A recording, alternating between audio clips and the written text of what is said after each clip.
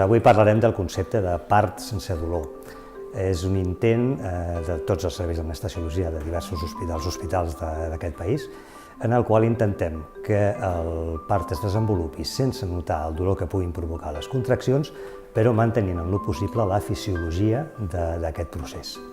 Per aconseguir-ho, el servei d'anestèsia disposa d'una eina molt potent i molt eficaç, que és l'anestèsia epidural.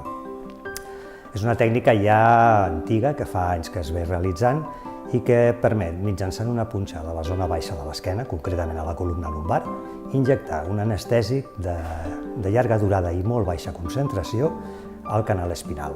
D'aquesta manera, el que s'aconsegueix és bloquejar l'impuls dolorós, és a dir, el cervell no és conscient de la sensació dolorosa, però mantenim el reste de funcions fisiològiques del cos, és a dir, es manté la intensitat, la freqüència de les contraccions, mantenim la força muscular i la sensació de tacte. Tot això permet que en el moment final del part la dona pugui col·laborar, pugui apretar amb la seva musculatura abdominal, ajudant a les contraccions al moment del part. És una tècnica que, a més, té altres avantatges. Per exemple, el nadó no rebrà cap tipus de medicació a través de la transferència materna, permet utilitzar, si és necessari, tècniques obstètriques més elaborades, com ara l'assistència al part mitjançant fòrceps o espàtules, o fins i tot arribar a fer la cesària sense necessitat d'una anestèsia general. És una tècnica també que té molt poques contraindicacions.